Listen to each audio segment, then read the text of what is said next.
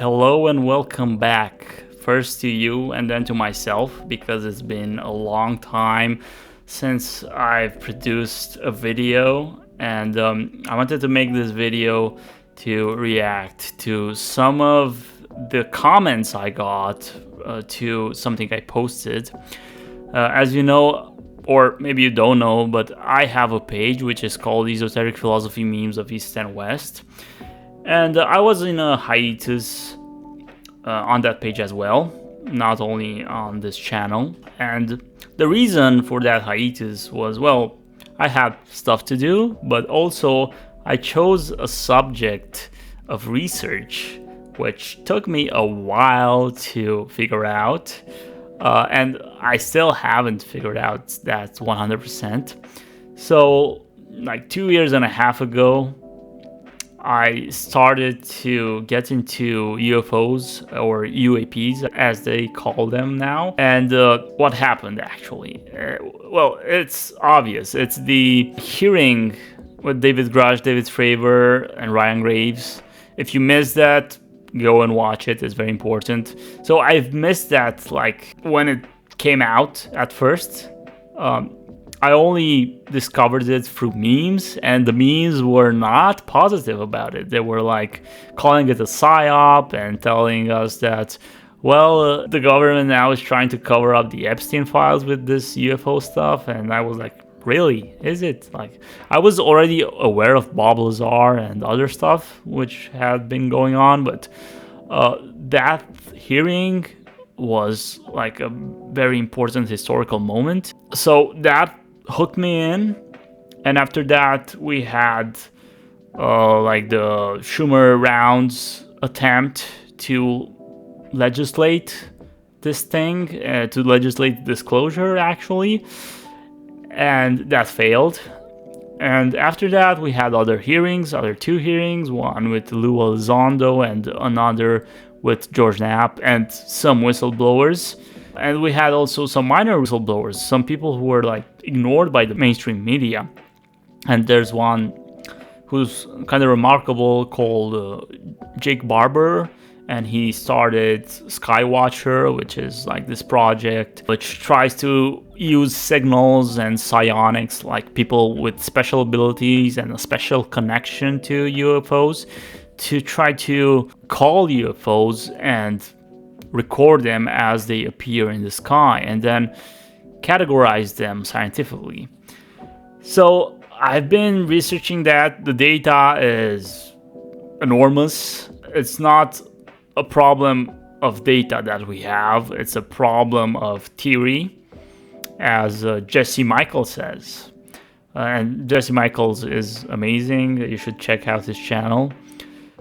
And someone who has been dominating this topic is Jason Reza Jorjani. And the last video I made on this channel was about him, criticizing him for good reasons, I think, but I still consider him a genius. Like, he's extremely smart, extremely well informed.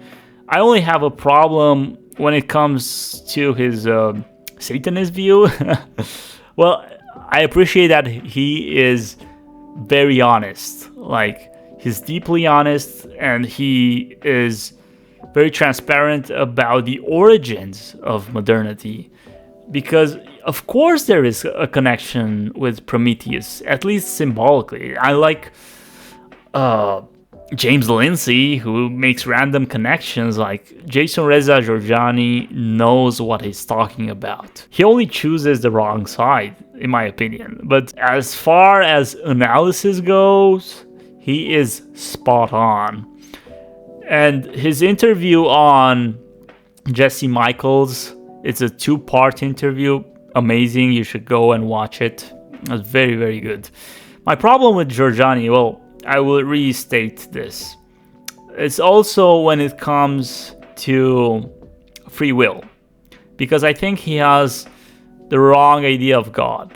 I heard him talk about the idea of God being this principle, or being aware of the fact that there is this principle of being but I didn't hear him make this connection with the God from the Bible. And that's kind of understandable because, well, we have also the Gnostics who thought that some elements in the Bible point to Yahweh being this higher principle, this higher God, and some others point to him being a lower entity. And I can get why he comes to this kind of interpretation. But then what I don't like about his views is that he's too modernist in some ways, and his view of time, his rejection of the block universe, the block view of time, where you have like the fourth dimension, which is, you can imagine it as a solid, and you have the past, the present, and the future, and everything has already happened because that's how it is. And God being omniscient, and not only omniscient, I would say also omnipresent, because that omnipresence, well, the present is always, you have always the present and just the present, and the present, it's not just the moment, the present is eternity itself. You as an entity are stuck in the moment, but the present itself, it's not stuck in a single moment.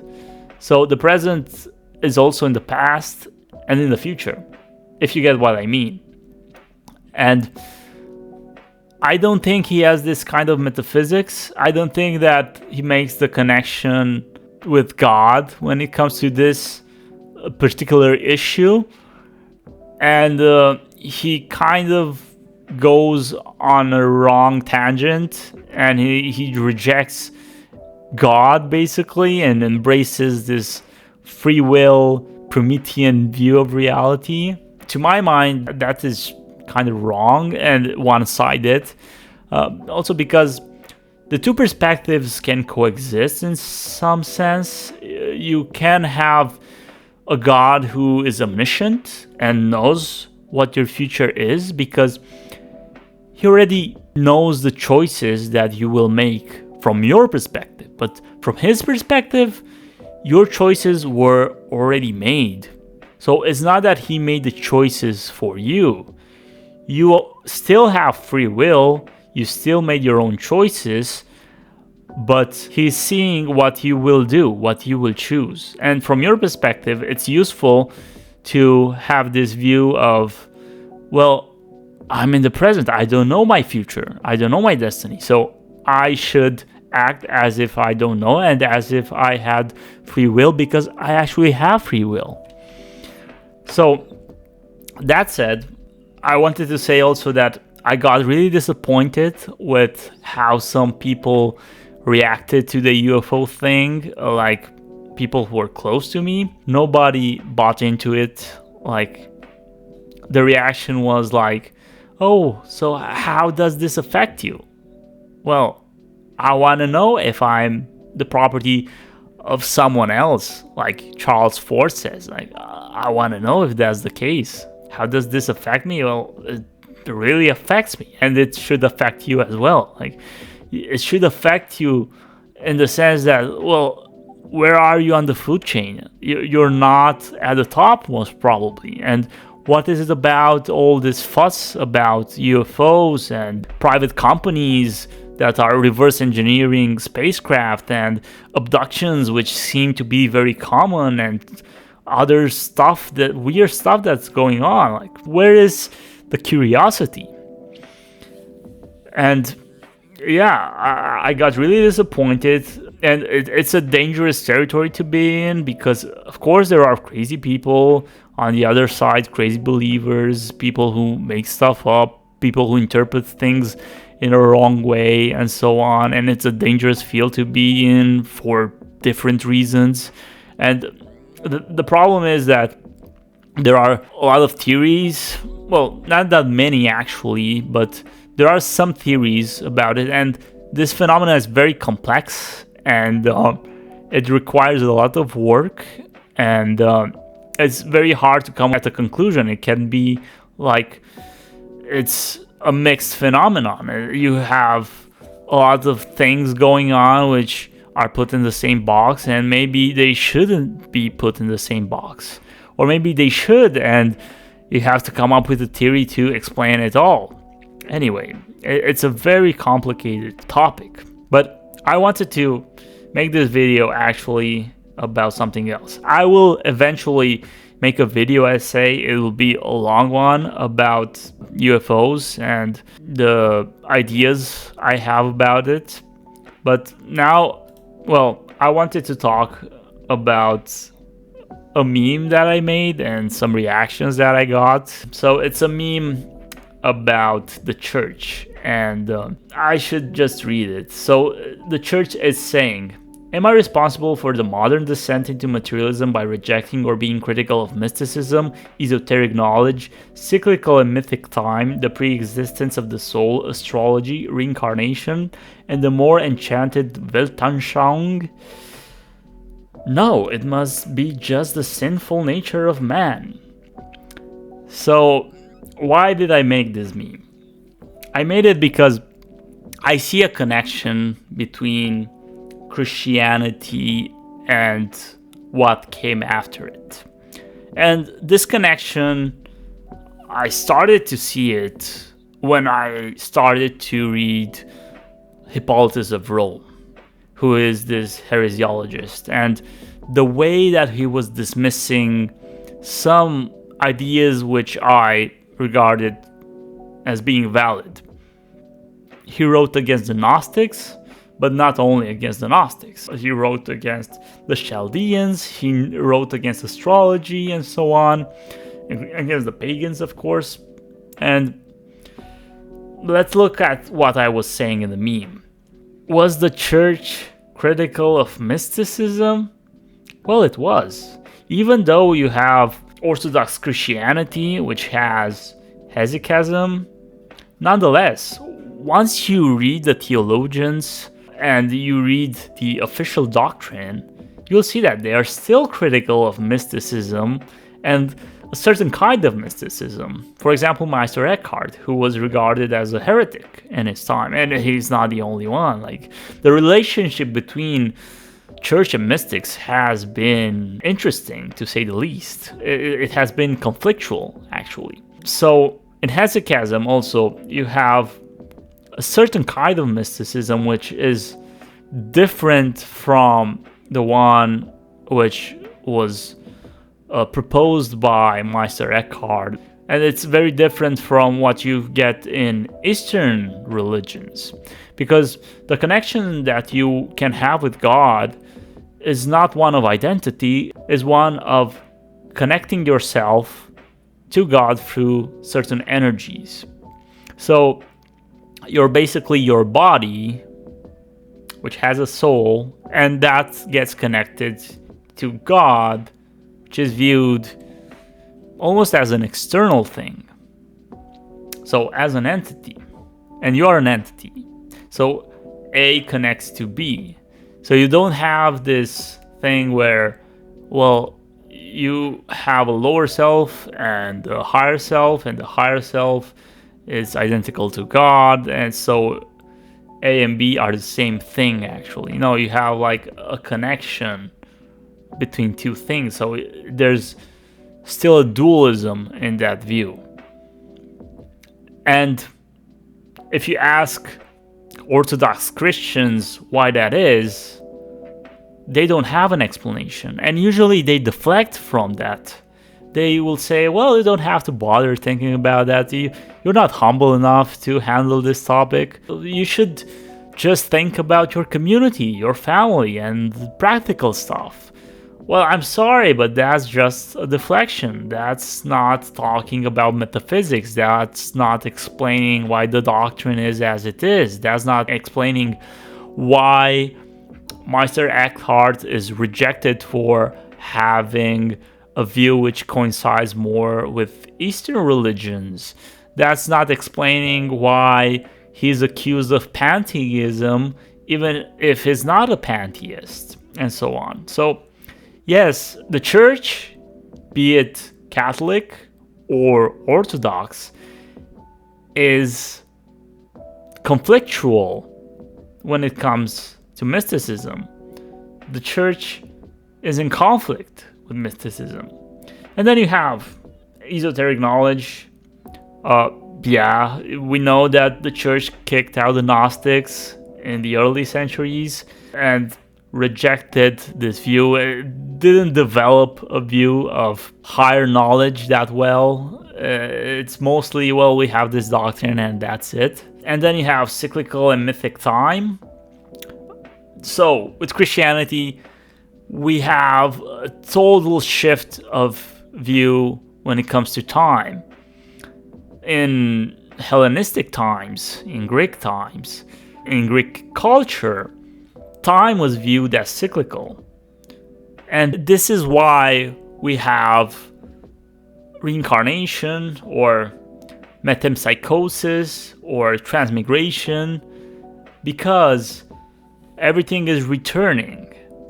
So this view of time, of like cycles, everything is a cycle, is reflected also in their theories of the afterlife. And in Christianity, you don't have that. In Christianity, this is why the pre-existence of the soul is rejected in Christianity, because everything is a progression. Everything ceases to be mythological. So Christianity loses the mythological dimension of things and goes deeper into the body. So the pre-existence of the soul would imply kind of a cyclical view of reality, or it's connected to that cyclical view of reality. But in Christianity, the soul is generated when you are born. So it's connected to the body because you have a shift. You have a shift of view. You have something which descends more into materialism. This is what happens with Christianity. And I don't blame it on Christianity itself necessarily. I think this is mostly like the natural progression of humanity. It descends into materialism. And Christian doctrine becomes just a vehicle through which that can happen. It's not necessarily, it's Christianity's fault for that. No, it's just a vehicle. And the symptoms of this descent into materialism appear in Christianity. And then you have the rejection of astrology. If you read the Politics of Rome, he rejects astrology. He calls it a superstition or something like that. And if you talk with people who study Orthodox theology and they're like believers, they would laugh at you if you bring up astrology. Not all of them, but a lot of them. So I got some comments which were pretty funny. Like, let's read this one. Tell me you doesn't know about Orthodoxy without saying it. LOL. Well, I'm Orthodox. A heretical one, but still Orthodox. I studied the doctrine. I went to monasteries to talk to monks and priests. And I debate on a daily basis almost with someone who studied Orthodox theology, so I know it pretty well, I think. Someone said, leftist neckbeard meme.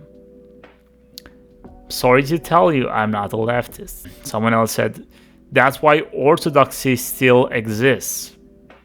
I'm sorry, but no. I mean, you don't have the right elements in Orthodoxy. And there's this constant deflection when you want to talk about metaphysics. I remember Jonathan Pajot.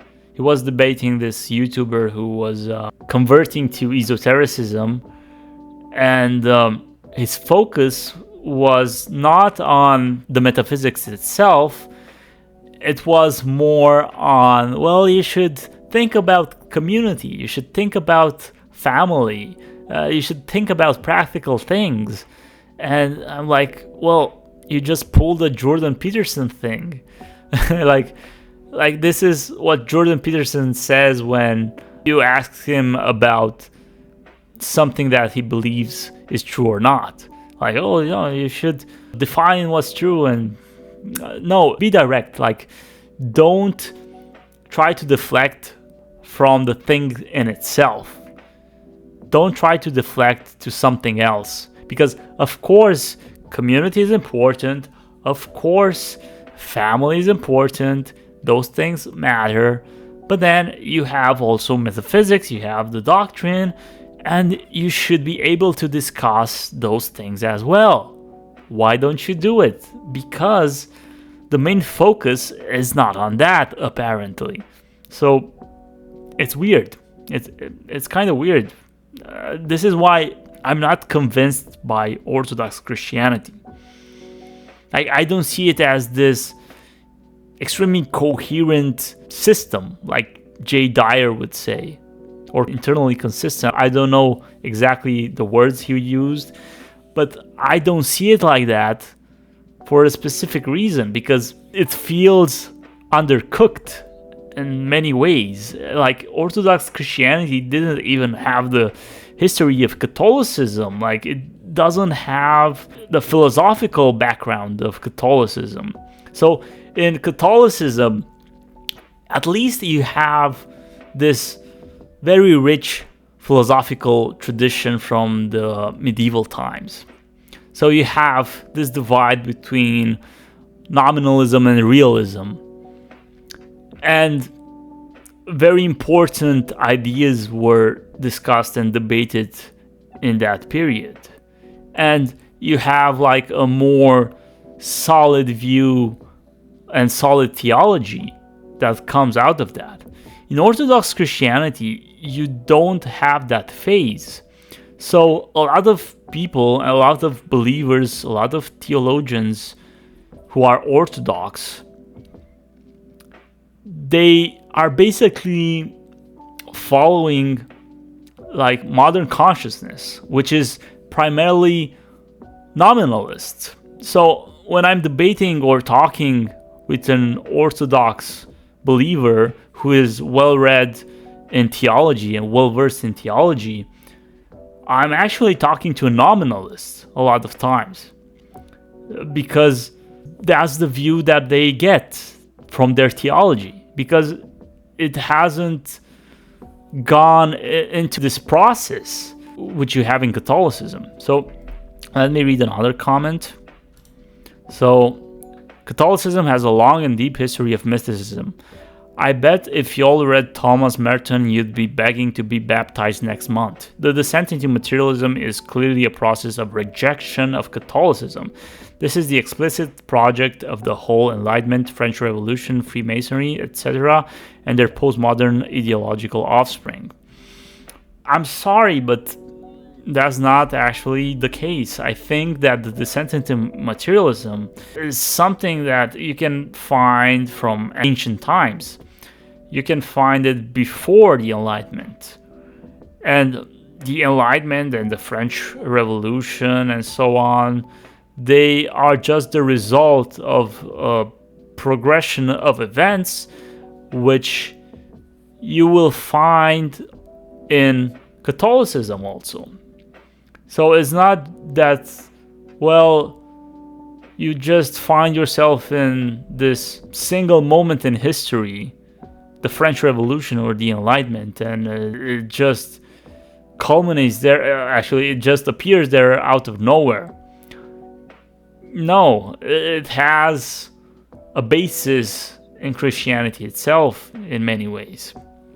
So that's my contention. And some people were saying, oh, this is pagan posting. No, it's not. I still consider myself a Christian, but I'm just a bit heretical. And there was another comment which I saw, but now I cannot find anymore. It was talking about how some people who were doing DMT, when they converted to Catholicism, they started to see the entities which they were experiencing during DMT become hostile to them and attacking them.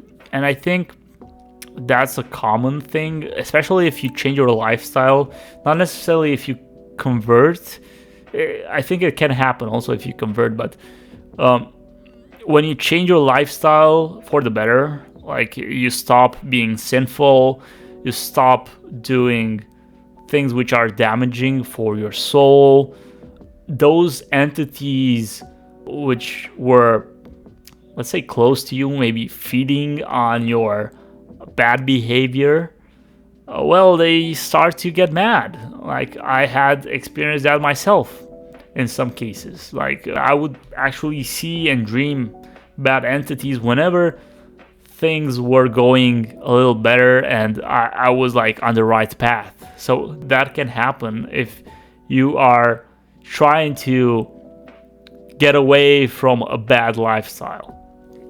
Yeah, so this is what I wanted to say. I wanted also to comment on another meme because I made this one, which is not related necessarily to esotericism. It's more like Chomsky and Mr. Epstein who were caught in a photo. And I already knew about this. Like, it's old news that Chomsky knew Epstein and was a friend of Epstein. It's nothing new. But this photo appeared, so I made a meme out of it. So it says, check out this power relation, Mr. Foucault. And it's a reference to the debate that Chomsky and Foucault had. You know, Chomsky is more of an essentialist, not a real essentialist though, but compared to Foucault, he's a bit more, let's say, and Foucault, we know he's a bit more of a relativist and so on. And I didn't make this meme to attack Chomsky necessarily. Like, I thought it was funny, but if you want like an analysis of Chomsky's relationship to Epstein, well, you should go and check Glenn Greenwald's video about him. It's an older video, and he talks at great length about Chomsky's relationship to Epstein and their mutual admiration.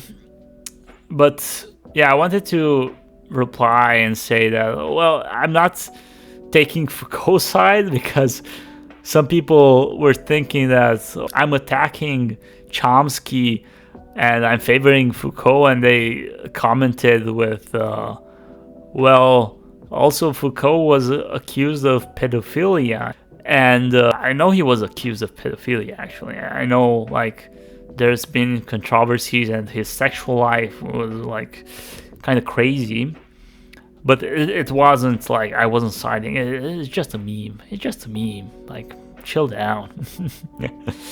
And yeah, some other people came in and they started like defending Chomsky, even though I wasn't attacking. Like, there's no proof that he actually participated in the activities on the island.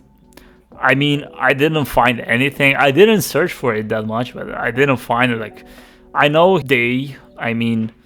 Chomsky and Epstein had a good intellectual relationship, but aside from that, I don't know if Chomsky is involved like with some illicit activities in that sense, but they were close, and that's suspicious. So yeah, that sums up what I wanted to say in this video, and more is to come.